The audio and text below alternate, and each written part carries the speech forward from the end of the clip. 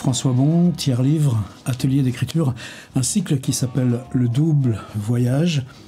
Le principe, on part sur un thème, un archétype, un texte, et sur cet archétype ou cette idée, on déplie en deux textes.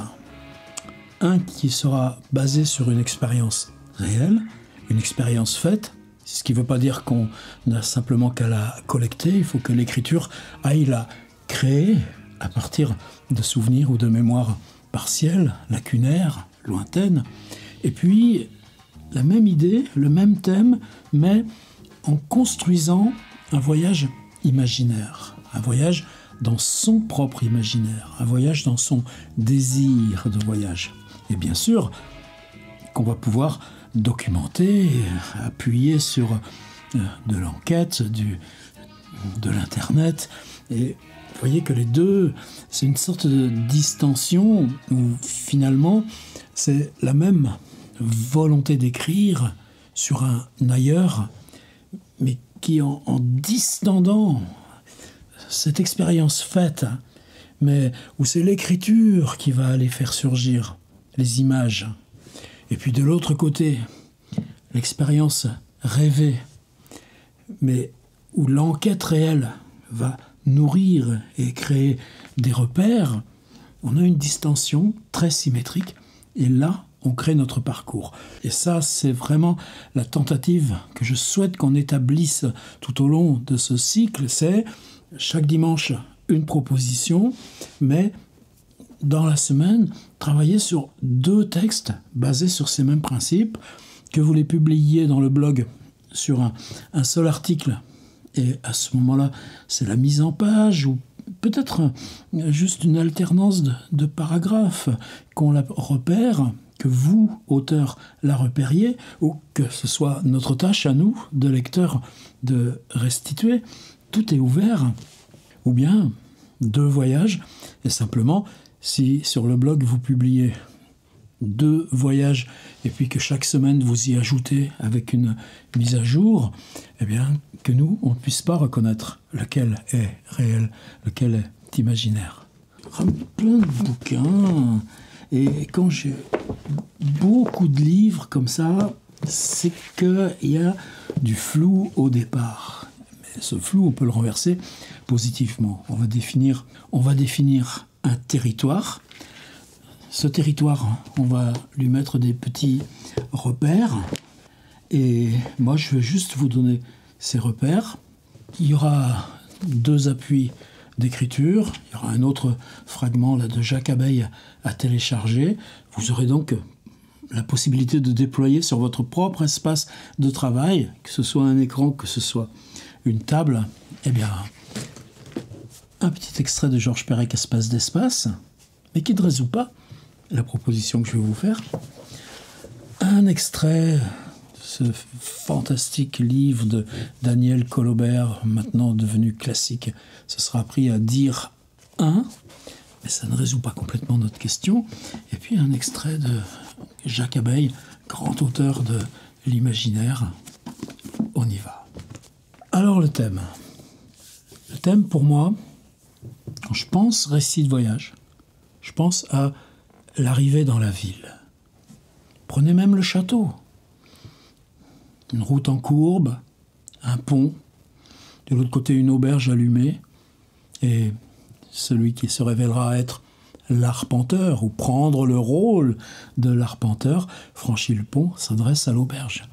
Mais si vous prenez les récits, l'ensemble des récits de Kafka ou de son journal, cette idée d'arrivée, de route en courbe, de pont, elle est totalement récurrente. Il commence par écrire cette arrivée, cette traversée, ville, village, pont, et en décrivant cette approche, cette arrivée, la figure narrative va en découler, surgir, qu'elle soit très brève ou qu'elle soit immense, comme celle du château.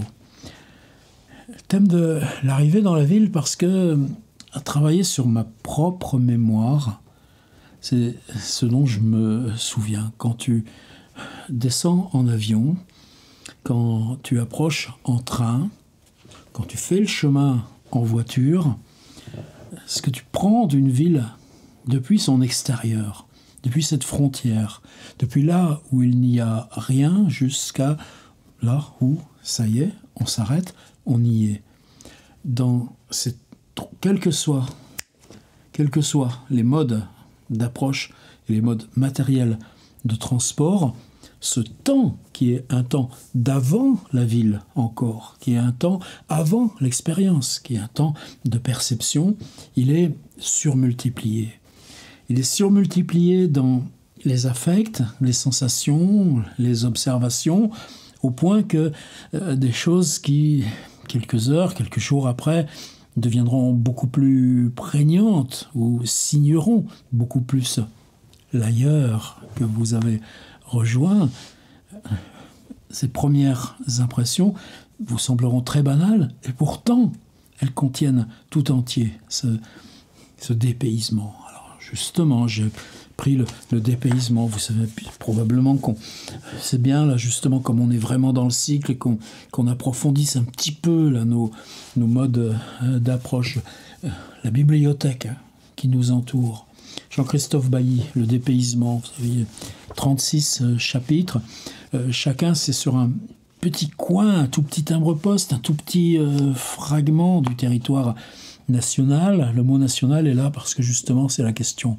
Est-ce qu'il y a une identité nationale? Pendant un temps, en France, on voulait en faire... J'en vérifie mon son, ça a l'air bien. On voulait en faire un ministère. Parallèlement à ça, Jean-Christophe était à l'époque prof à l'école du paysage de Blois. En M2, ces étudiants doivent faire une étude de terrain. Ils viennent de toute la France. Eh bien, leurs expériences sont réparties sur tout le territoire. Et le prof, eh bien, c'est sa tâche d'aller sur le terrain une fois retrouver son étudiant lors du stage. Et Bailly toujours rappelle ce qu'il doit à ses étudiants pour ses incursions. Alors quelquefois, justement, est-ce que ça suppose toujours d'approcher? Non. Par exemple, il y a ce très beau passage, la gare de, moi je dis Culose, je pense que là-bas on dit Culose, c'est quand on va de Lyon à Genève, c'est une toute petite gare, le train s'arrête là, tout près de la frontière, et il y a une passerelle. Le train marque un arrêt, il n'y a jamais personne qui descend, jamais personne qui monte, mais il y a juste cette passerelle vide au-dessus de la voie. Eh bien, Bailly s'arrête, lui, il reprendra le train suivant, 2 heures après, et pendant 2 heures, il va arpenter ça. Les 2 quais, la passerelle. Ah oui, mais dans ce grossissement du temps, il va y aussi y avoir un grossissement des quelques personnes observées, des objets. Là, dans ce cas-là, il n'y a pas d'approche. Le train vous pose, et puis ensuite, vous reprendrez le train. Par contre, il y a un autre chapitre qui s'appelle « La France commence à Gentilly, Portugal ». Eh bien, il est à Cachan. Bon, il n'en parle pas, mais c'est là aussi il y avait l'atelier de ce très grand peintre récemment disparu, Jacques Monory, qui était l'oncle de Jean-Christophe Bailly. Et on est à 12-15 km à pied de Paris. Eh bien, au lieu de rentrer avec le RER, se dire « je marche à pied », de Cachan jusqu'au périphérique, en tâchant de m'éloigner le moins possible de la voie ferrée. Et là, on a quelque chose qui nous approche de notre thème, c'est-à-dire les franges successives qu'on traverse, qui sont l'avant de la ville, jusqu'à ce qu'elles deviennent le plein de la ville, avec la traversée piétonne du périphérique comme aboutissement. On approche, mais il n'y a pas cette idée de l'ailleurs non plus. On trouve l'ailleurs, oui, mais dans le plus petit quotidien, dans l'immédiat quotidien. C'était aussi le cas pour moi dans ce livre auquel je suis très attaché, Vertige, de Sebald, qui vivait en Angleterre. Il y enseignait l'allemand et il est mort d'un accident de voiture justement en Angleterre. Mais là, c'est un voyage de retour en Allemagne du Sud, en Autriche, et un voyage qu'il fait sur les traces d'auteurs, Stendhal, Kafka, et puis une journée passée avec Ernst Herbeck. Et donc le voyage lui-même, est-ce que ça se présente sous forme de journal? Non, mais on est à Vienne et on organise le trajet pour se rendre à l'hospice où il y a Ernst Herbeck. Là, cette sensation-là de la traversée où toutes ces sensations doivent être exacerbées ou sont exacerbées parce qu'on est dans l'inconnu, qu'on joue quelque chose d'important, mais quelque chose qui commencera lorsque Ernst Herbeck sortira de son asile psychiatrique pour la journée et qu'il pourra l'accompagner. Vous voyez, je tourne un petit peu là, je fais un petit mouvement tournant en spirale. On resserre à la spirale. J'ai ressorti Zone de Jean Rollin. Vous savez le principe. Rollin, qui est un Parisien invétéré, et pourtant peu comme lui ont écrit sur Los Angeles ou le Koweït ou la Sibérie. En tout cas, le monde entier décide de faire un tour entier de Paris en restant hors du périph'. Ça va durer 4 mois, et juste, je crois, une fois ou deux, il reviendra faire une lessive et prendre son courrier dans sa piole intramuros. Et tout du long de cette circumnavigation hors de Paris, les notations de voyage, il y a des points d'arrivée. Par exemple, je vais me rendre de Gennevilliers à Sarcelles. La progression vers Sarcelles, l'entrée dans Sarcelles, le moment où, ça y est, je serai ancré dans Sarcelles et j'aurai remplacé mon hôtel de Gennevilliers par mon hôtel de Sarcelles. Ça fait le cœur de ce livre. Vous voyez comment on tourne. Alors, pour entrer pile là maintenant dans le mille, j'aime beaucoup cette petite collection graphiquement et le fait que ce soit un format carré. The Fall of America de Ginsberg. C'est des textes écrits de 65 à 71, donc évidemment en pleine période Vietnam, ce qui fait tenseur sous les textes. Les USA, pays qui fait la guerre au nom de ses habitants, de l'autre côté du monde, au Vietnam. Est-ce qu'on peut le prendre comme une entité globale, hégémonique? Non, c'est trop fragmenté. Donc on explore ces fragmentations. Et dans Fall of America, avec cet automne d'Amérique, avec cette chute d'Amérique, et cette prégnance, là, ce qui hante là, du Vietnam en arrière, c'est tout entier sur des villes. Alors il appelle ça c'est le vortex, le tourbillon. On l'approche par le nord, par le sud, par l'est. Mais quand on approche New York et qu'on vient de Philadelphie, c'est en train. Quand il rentre à Chicago, c'est en voiture. Quand il traverse San Francisco, c'est à pied. Et d'autres fois, ou Detroit, c'est en avion. Et chaque fois, chaque poème, chaque texte, dans leur éclatement, dans ce travail-là, où tout d'un coup surgissent des micro-portraits, des images disjointes, c'est fait précisément d'une accumulation d'entrées dans les villes. Mais selon chaque fois un mode différent et selon ce qu'impose la ville, géographiquement, sociologiquement, par la taille, par l'implantation, par l'histoire. Et là, on est vraiment dans ce que je cherche. Alors maintenant, ça y est, commence à avoir fait un peu le vide. Le texte que je souhaitais comme point là d'ancrage, expression que j'ai utilisée plusieurs fois, j'en suis désolé, c'est un moment d'espèce d'espace. Bien sûr, probablement, espèce d'espace, c'est un tel livre-outil que vous en disposez déjà chez vous. Si ce n'est pas le cas, il est dans les ressources Patreon du site. Et de toute façon, il s'agit là de 2 pages. Et ces 2 petites pages, là aussi, elles sont dans le PDF joint là, à la proposition. La page où je reprends la consigne, qui est écrite après l'impro vidéo. C'est pour ça que c'est indissociable. Vous savez le principe de espèce d'espace. La page, le lit, la chambre, l'appartement, et puis ensuite l'immeuble, la rue, le quartier. On en a parlé plein de fois, il y a on a fait des tas et des tas d'exercices en partant de ce livre qui reste totalement inépuisable. Tiens, la page sur les escaliers. On a fait quelle séance on avait fait sur écrire avec escalier. Quand Pérec essaye de définir la ville, ça fragmente. Ça fragmente parce que est-ce qu'il y a une façon?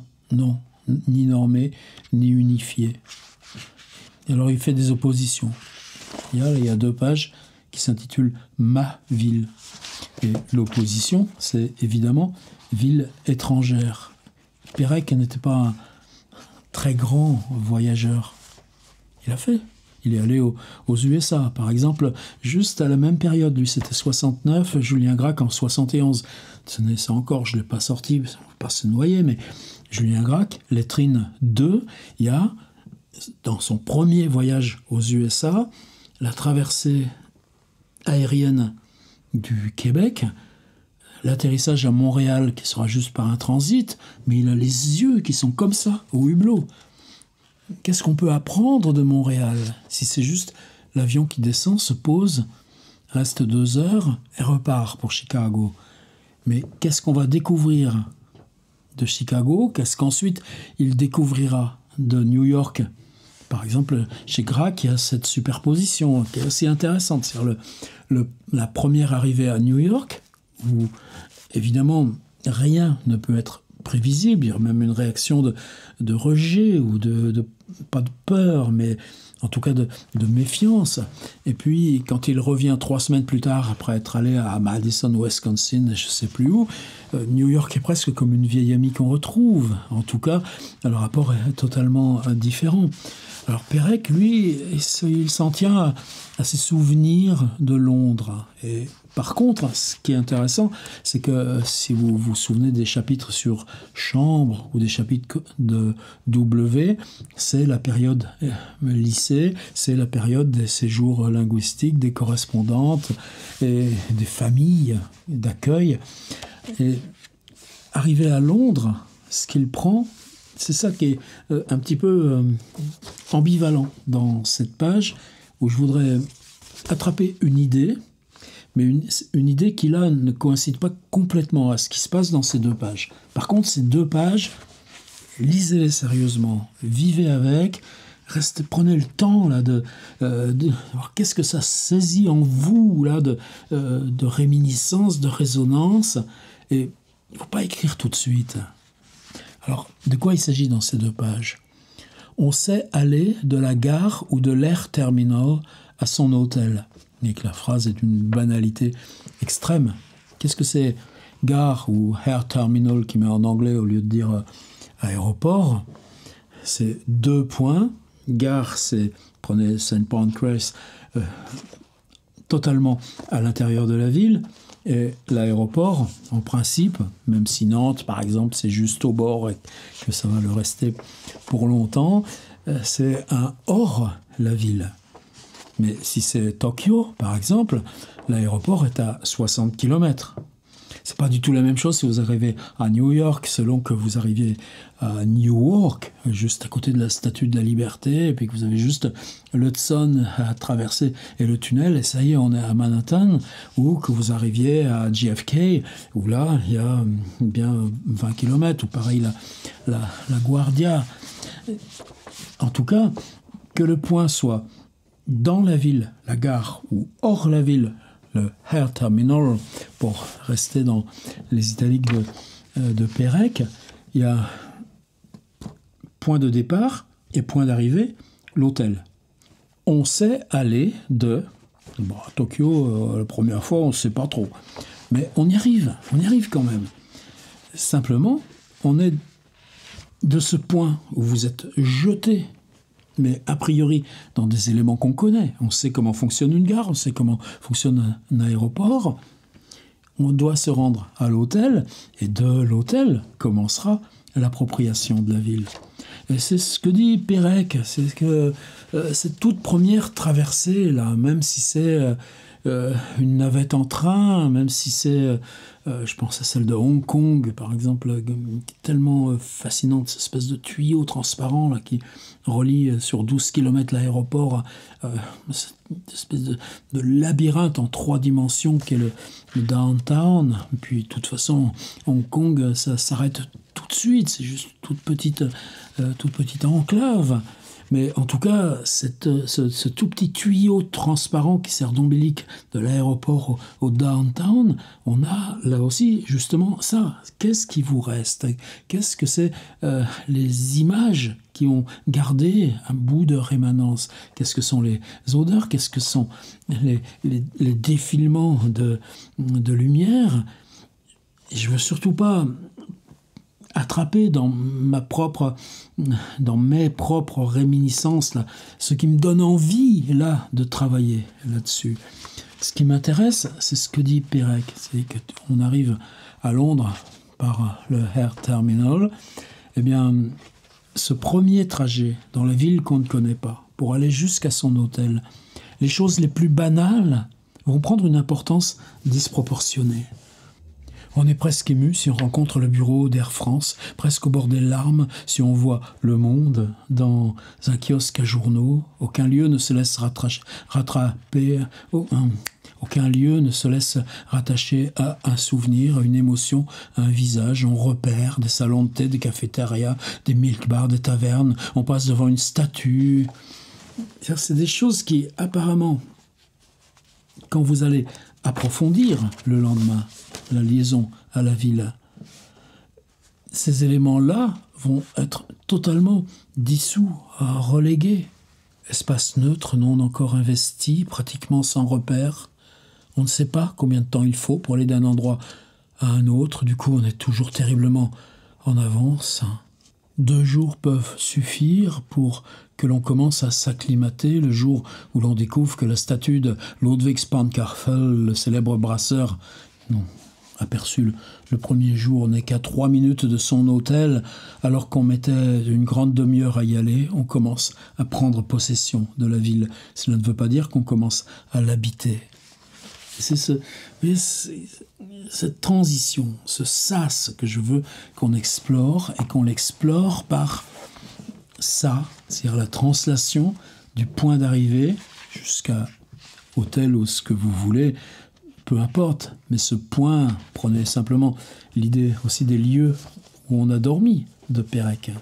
C'est le moment où, entre la mise en voyage, qu'elle soit progressive si vous arrivez en voiture, ou qu'elle soit marquée par une balise très précise si vous arrivez en train ou en avion, ce que vous allez percevoir dans ce premier trajet pour rejoindre le lieu où vous allez dormir. Là, on est fidèle à Perec, et là, pour moi, il y a à creuser. Et j'insiste et je me répète, on va doublement creuser.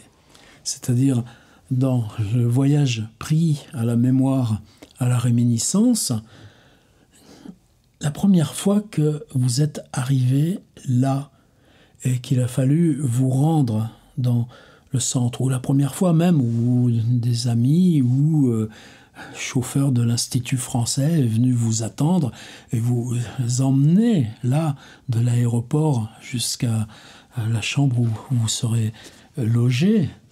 Si c'est la première fois que vous traversez Tokyo, du dehors vers le dedans, qu'est-ce que vous voyez? Qu'est-ce qui se passe? Qu'est-ce que vous retenez? Et ça, c'est le thème. Alors donc, double voyage. Aussi, allez le prendre pour construire le voyage rêvé. Et là, c'est l'inverse. Ce voyage, vous ne l'avez pas effectué. Mais on le construit comme fiction. Et ça, c'est un peu notre boulot, nous, en atelier d'écriture, d'apprendre à creuser et faire tenir de la fiction. C'est-à-dire, si vous posez une ville, construire de façon concrète la façon dont on la rejoint, que ce soit en autobus, en paquebot, en avion, ou tout ce que vous voulez, ce sera déjà faire exister en amont ce qui va suivre. Et si vous le faites exister par les détails matériels de l'approche, ensuite, la ville fiction, elle sera totalement crédible dans l'univers du récit. Et c'est ça l'intérêt là, de ce qu'on essaye de dépatouiller, même si ça me contraint à faire un petit peu d'équilibrisme ici, plus que dans les autres cycles. Et c'est pour ça que j'ai ressorti mes Jacques Abeille. Alors vous savez que Jacques Abeille, Jardin statuaire, très grand livre qui est paru dans les tout début des années 80. Moi, je venais juste de publier mon premier livre. C'est la période aussi où je découvrais Jean-Paul Gou. C'était dans la collection Texte Flammarion, donc une collection totalement contemporaine. Livre majestueux d'imaginaire, de fantastique, de symboles. Et ça le reste. Ensuite, ce livre a disparu. Il a été réédité par une toute petite maison de science-fiction qui n'avait rien à voir avec le monde, là, les frontières du littéraire. Et puis, pareil, repris une autre fois dans une collection, là aussi de fantastique. Et maintenant, faisant son retour chez Folio, mais Folio science-fiction, alors que ce livre était pour moi totalement d'ordre littérature contemporaine. Et je pense que Jacques Abeille, qui est décédé il y a 2 ans, a maintenu jusqu'au bout une espèce de sentiment d'avoir vécu une frustration, quelque chose de totalement ingrat à un tel livre, et qu'un tel livre a eu ce tel destin. Par contre, Abeille n'a jamais arrêté d'écrire. C'est-à-dire que là, il y a une série de 5 livres, et un homme plein de misère, sont tous admirables, même si Jardin statuaire a une sorte de totalité, quoi, c'est le livre par lequel il faut commencer. Mais le second s'intitule Le Veilleur du jour. Le Veilleur du jour, on arrive dans une ville. On arrive d'où? On arrive d'un territoire qui n'existe pas. On arrive d'un territoire fantastique. Le territoire où il y a ces jardins statuaires, donc une pure création fictionnelle. Et de cette création fictionnelle, le narrateur émerge, vient, il y a eu une guerre, il y a eu des désastres, et arrive dans une ville. Alors, ceux qui connaissent Bordeaux retrouveront des éléments de circularité, des éléments de fleuves, des éléments de petites rues. Abeille écrit sa propre ville pour fabriquer sa ville de fiction, mais ce serait très réducteur si on essaye d'appliquer chaque fois là, forcément c'est ça, là, ça. Non, c'est pas comme ça que ça marche. Et toute l'entrée dans le livre, c'est une première partie, c'est la partie là, que vous trouverez là dans le petit truc de scan. C'est quelqu'un qui surgit de nulle part, puisque pays inventé. Et de ce nulle part surgit dans une ville qui va devenir fiction, mais une ville fiction qui, elle, est basée sur des éléments plus ou moins réels, qui est démonté pour lui ce qui est l'imaginaire de sa propre ville, Bordeaux en l'occurrence. Et ce mouvement-là, sur une dizaine de pages, va permettre de faire exister matériellement le narrateur. Il va manger, il va dormir. C'est pas gai pour lui, il y a des inquiétudes, il y a de la peur, mais en attendant, la ville autour de lui se fabrique. Point 2. Donc vous aurez ces 2 pages d'espace qui sont des guides de pensée. Vous aurez ce tout petit passage de l'ouverture du Veilleur du jour de Jacques Abeille sur la question de comment fabriquer, partir de l'imaginaire pour fabriquer de l'imaginaire, même dans cette médiation de la ville qui existe. Et pour ce qui est de la syntaxe, de l'écriture, on prend Daniel Colobert, texte entièrement classique aujourd'hui, dire 1 et 2, parce que il y a quoi? Vous savez que dire 1 et 2, c'est une traversée, 2 personnages, homme-femme, femme-femme, homme, non plus. Mais en tout cas, les 2 personnages sont indéterminés, traversent Venise. Dans les années 70, c'est pas l'attraction touristique de masse que c'est devenu, c'est du silence, du délabrement, présence évidemment obsessive de l'eau. Et dans cette traversée, la narratrice voyageuse, viennent des réminiscences du village breton, près de Rospordin, où elle est enterrée. Rospordin ou Rostrennin, je confonds toujours, c'est Rospordin. Et pour elle aussi, ce village en bord de mer, ce petit port, on le retrouve de façon récurrente dans son premier livre, Meurtre, une jetée, des barques, l'attente, le jeu des marées, quelques couleurs, des vieux bonshommes, des regards de loin, et ça suffit à faire la suite de ces fictions. Ça aussi, c'est un livre qui est introuvable désormais, mais vous l'avez dans les ressources là, du site. D'en dire 1 et 2. Pourquoi ? Parce que sur la passerelle, comme Jean-Christophe Bailly à Culose, sur la passerelle, la gare n'était pas loin pour le voyage, sous moi, des dizaines de voies. Ben voilà, c'est le train. On grimpe sur cette passerelle qui laisse apercevoir. Et vous êtes dans le bord de la petite ville et vous allez marcher jusqu'à la mer. Alors, c'est pas si strict que ça. Vous verrez dans le passage de Colobert, il y a très très vite à l'interruption de l'autre personnage. N'empêche qu'il y a ce côté concret, il y a ce côté de phrase nominale, des odeurs de peinture égouttées tout le long.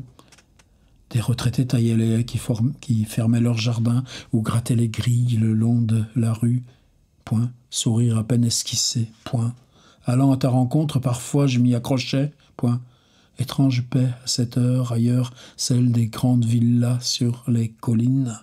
Enfermée dans les cyprès devant les jardins à terrasse, escalier, fontaine, ou bien aussi celle des arcades sur les places, silence où les lions de pierre immobilisent. C'est simplement ça. Donc là, pour Colobert, on a ce trajet qui avance. Elle, c'est une gare. Espèce d'espace, c'est l'aéroport de Londres. Et découvrir Londres pour la première fois, adolescent, même si c'est pas de tension autobiographique là-dedans. Et puis Jacques Abeille, parce que ce qui compte, c'est la ville que tu vas faire émerger. Et pour ça, même si le narrateur est sorti de nulle part, ce nulle part va se matérialiser à mesure qu'on matérialise la première approche de la ville. Le narrateur, on ne le connaît pas. D'où il vient, on ne le sait pas. La ville, on n'a pas encore, mais pour que la ville puisse se lever comme matériel dans l'imaginaire, ce nulle part va se concrétiser par les étapes de l'approche.